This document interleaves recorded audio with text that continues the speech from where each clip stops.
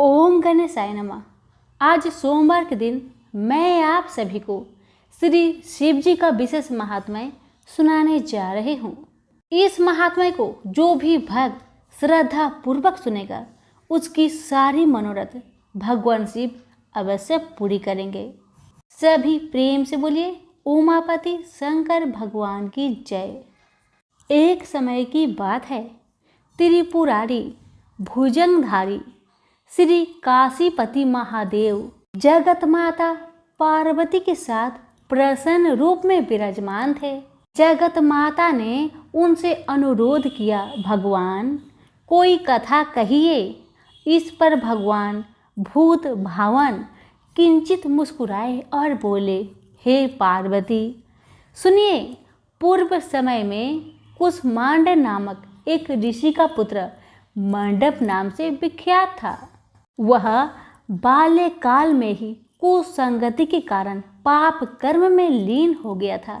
अतः उसकी निंदित कथाओं को सुनकर उसके पिता, माता, भाई आदि सभी संबंधियों ने भी उसको अपने से अलग कर दिया। वह पूर्व जन्म के कर्मों के कारण किसी का कहना नहीं मान रहा था। उसकी आदतें यहाँ तक खराब हो गई कि वह साधु महात्मा, सत्पुरुषों एवं देवी देवताओं तक की निंदा करने लगा। युवा होने पर वह दूसरी स्त्रियों के प्रेम में फंस गया। प्रेम के बस में होकर वह औरों के द्रव्य आदि की चोरी में लीन हो गया। उसके दो घनिष्ठ मित्र थे, एक था नापित, दूसरा का नाम था पटहारा। इन तीनों ने मिलकर विचार किया कि किसी धनी के घर चोरी करके अधिक धन प्राप्त किया जाए। अतः तीनों ने मिलकर राजा के यहाँ चोरी की। इस चोरी के कारण बहुत सा धन हाथ लग गया। सारा धन मंडप के पास था। दोनों मित्रों के मांगने पर भी उसने उन दोनों का हिस्सा नहीं दिया। इस धन को वह एक वेश्या के यहाँ ले गया। वेश्या के यहाँ वह प्रेम लीला करने लगा। इस बीच उसको प्यास लगी। पलंग के नीचे रखी गिलास उसने खाली कर दी, मगर उसका स्वाद कुछ दूसरा ही था। इसमें क्या था? उसने वेश्या से पूछा। इसमें मंदिरा था।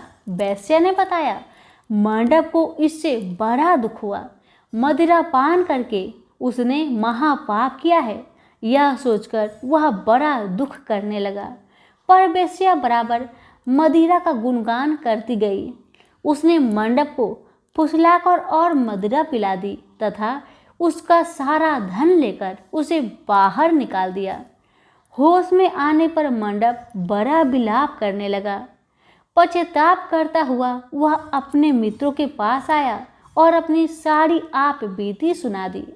उन मित्रों ने कहा, हे मित्र, तुमने मदिरा पान करके बड़ा पाप किया है। अब तुम इसका प्रायश्चित करो। मुझे प्रायश्चित का उपाय बताओ। बिना प्रायश्चित के सुरापान का दोष नहीं मिटेगा। अतः उस वेश्या के स्वर्ण प्राप्त कर दान करो। यदि तुम ऐसा नहीं करोगे तो हम लोग तुम्हारी बड़ी निंदा करेंगे। यह सुनकर मंडप बड़ा दुखी हुआ। वह वेश्या के पास आया और वेश्या से अपना सारा दुखड़ा सुनाया। उसने वेश्या से स्वर्ण की मांग की। इस पर वेश्या बड़ी बिगड़ी और बोली, तुमने जो धन दिया है अब उसकी मांग मत करो। वेश्याएं कभी मिला हुआ धन वापस नहीं करती। क्या तुमको इस साधारण नियम का भी ज्ञान नहीं है? इस पर मंडप गिड़गिड़ाने लगा, पर वेश्या के हृदय पर इसका जरा भी असर न हुआ। उसने अनान्या वेश्याओं को बुला लिया। सब मिलकर उसकी भर्त्सना करने लगी। कई ने तो उसको धमकी भी दे दी। हे पार्वती, इस प्रकार मंडप बहुत अपमानित होकर वहां से निकाल दिया गया। मंडप विलाप करता हुआ अपने पिता के घर की ओर चला। इसके दोनों मित्र पीछे लग गए थे। जब मंडप पिता के सामने आया तो दोनों मित्रों ने उसका हाथ पकड़ लिया और बोले, मंडप, हम लोगों ने मिलकर राजा के यहाँ चोरी की है, पर तुमने हम लोगों का अंश नहीं दिया है। तुम हम लोगों का अंश दे दो। यह बात सुनकर कुसुमांड मुनि बहुत दुखी हुए और बोले, इस अधम से तुम लोगों की मित्र कैसे हो गई? मंडप के मित्रों ने कहा, हे मुने, इसे भाभी ही समझिए, पर न्याय की बात तो यह है कि आपका पुत्र हमारा अंश नहीं दे रहा है। यह सारा धन लेकर वेश्या के यहाँ चला गया। उसने सारा धन ले लिया। वह वेश्या वाद विवाद में बड़ी चतुर है। वह धन वापस नहीं करेगी, अतः हमारा धन दिलवाइए, अन्यथा हम राज दरबार में गुहार करेंगे। इस पर कुसुमांड मुनि ने अपने पुत्र का हाथ पकड़ लिया। मुनि ने कहा, चलो मैं स्वयं राजा के पास चलता हूँ। न्यायप्रिय और धर्मात्मा राजा के दंड देने से पाप का नाश हो जाता है। पाप का प्रायश्चित न करने पर नरक यातना भुगतनी पड़ती है। इस पर मंडप के मित्रों ने कहा, हे मुने, आप अपने पुत्र को हमारे हवाले कर दे। राज दरबार में आपका जाना ठीक नहीं है। हम लोग इससे निपट लेंगे। इस पर मुनि श्रेष्ठ ने कहा, हे अधम पुत्रों, तुम इस लोगों के साथ जाकर राजदंड भोगकर प्रायश्चित करो। तुमने जो किया है बहुत बुरा किया है। आज से तुम मेरे पुत्र नहीं हो और मैं भी तुम्हारा कोई नहीं। जब तक तुम प्रायश्चित करके नहीं आओगे, मैं तुम्हारा मुख नहीं देख सकता। मंडप के मित्र मंडप को अपने साथ ले गए। दूर एक घने जंगल में ले जाकर पहले तो खूब भर्त्सना की, फिर बाद में उसको पीटना शुरू कर दिया। बेहद पीटने के कारण मंडप बेहोश होकर गिर पड़ा।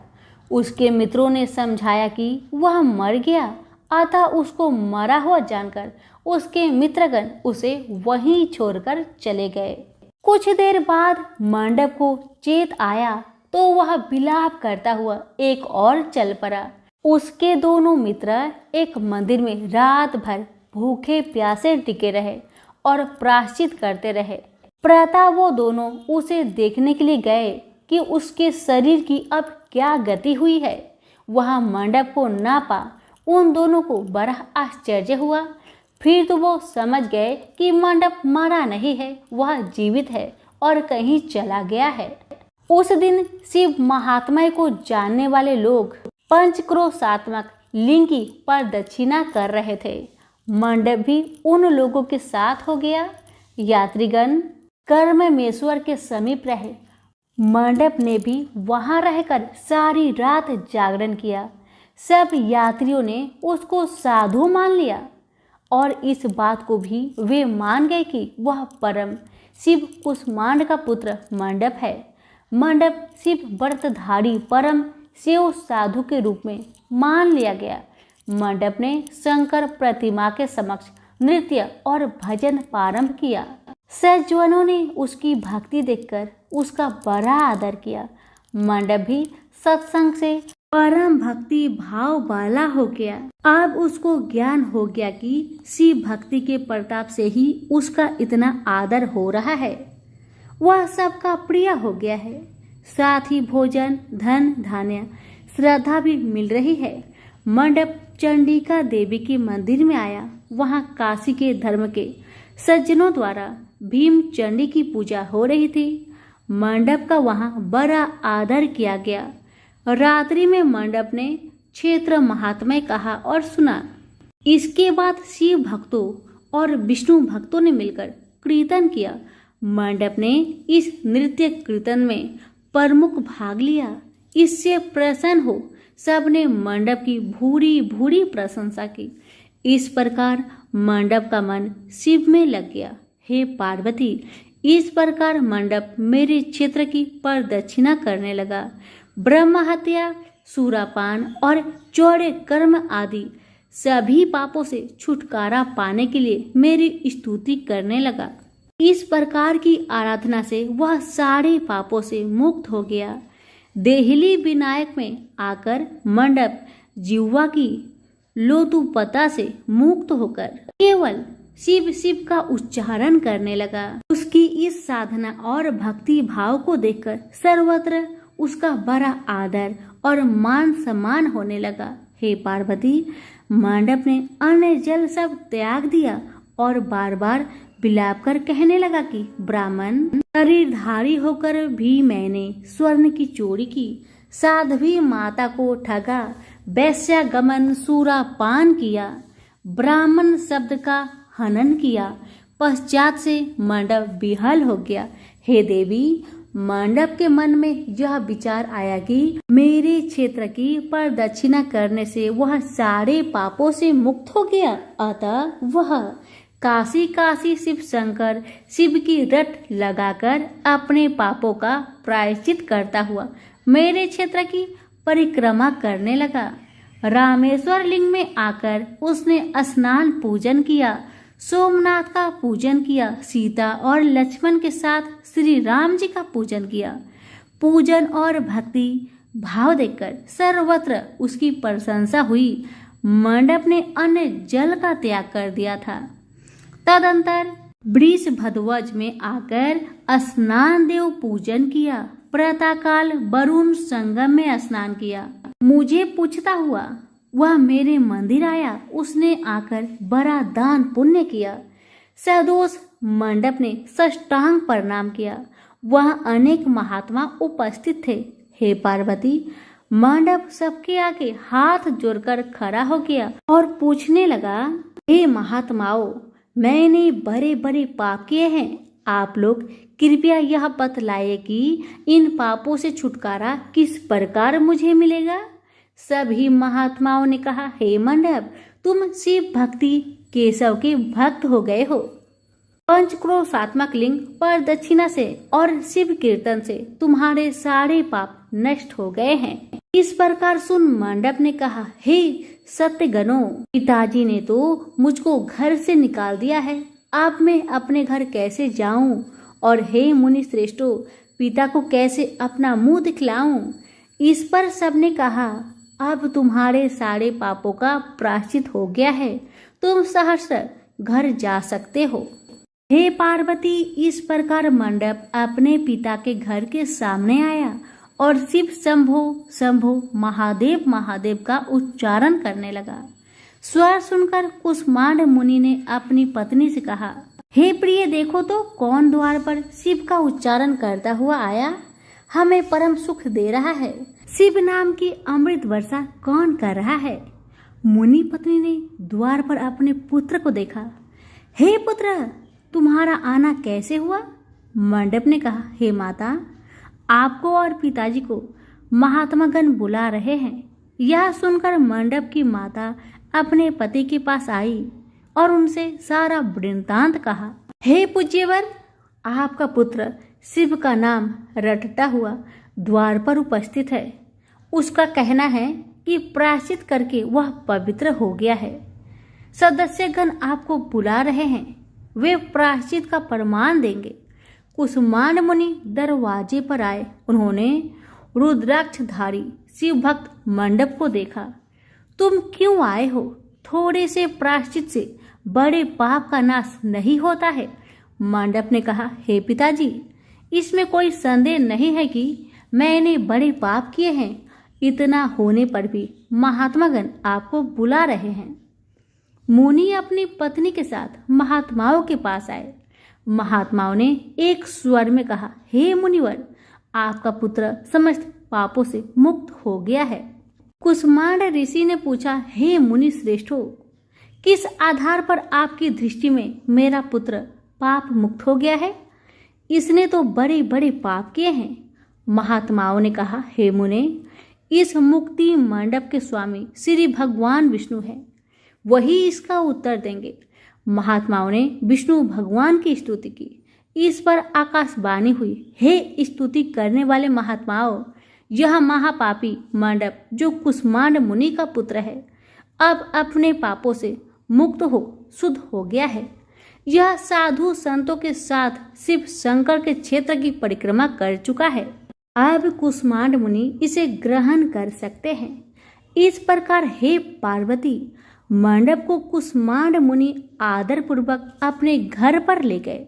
इस कथा को सुनकर माता पार्वती परम प्रसन्न हुई और बोली, प्रभु, आपने यह महत्वपूर्ण कथा कही, इससे कलयुग में प्राणियों का बड़ा भला होगा। कृपा कर इस पर कुछ और प्रकाश डाले। इस पर शिवजी बोले, हे पार्वती, अब तुम भैरव जी की कथा सुनो। इस पर भैरव जी प्रकट हुए और बोले, त्रेता युग में समदर्शी सांडिल्य नाम का एक ब्राह्मण था। वह महापंडित था। उसकी पुत्री का नाम विशालाक्षी था। वह सुंदरी थी। बाल्यकाल में ही उसके पिता ने उसका विवाह कर दिया। विवाह के बाद वह अपने पिता के घर पर रहती। वह युवा हो गई। युवा अवस्था होने पर भी उसका पति न आया, अतः सांडिल्य ब्राह्मण की कन्या पाप रता हो गई। इस कन्या ने काशी में बड़े बड़े पाप किए। सुंदरी होने के कारण दूर दूर के युवक उसके पास आने जाने लगे। वह बड़ी पापिनी हो गई। एक समय बड़े बड़े पापों को नष्ट करने वाली पंचक्रोशी यात्रा के यात्रीगण को देखकर वह विचारने लगी कि इन लोगों को पाप रत किया जाए। उस रात यात्रीगण दुर्गा कुंड पर रुके थे। विशालाक्षी धन के लोभ से वहां गई। वहां भजन कीर्तन का स्वांग रचाया। यात्री उसका भक्ति भाव देखकर प्रसन्न हुए और उसे वैष्णवी समझ बड़ा दान पुण्य किए।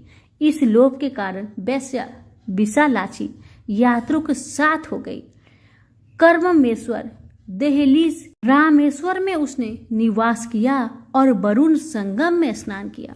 यात्रियों द्वारा उसने काशी महात्म्य कथा भी श्रवण की।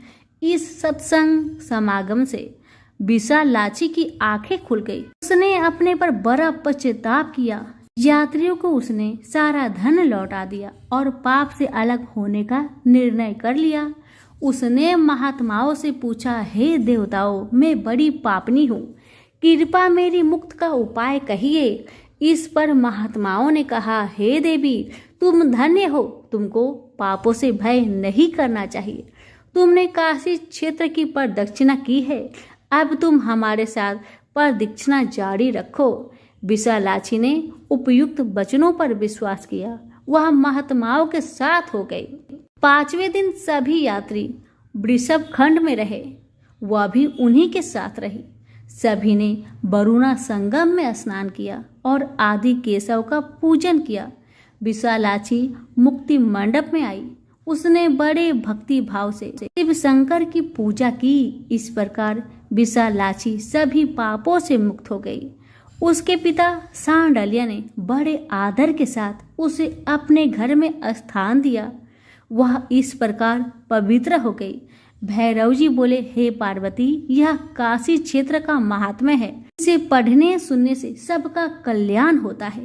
तो सभी प्रेम से बोलिए, उमापति शंकर भगवान की जय हो, लक्ष्मी नारायण की जय हो, भैरव जी की जय हो।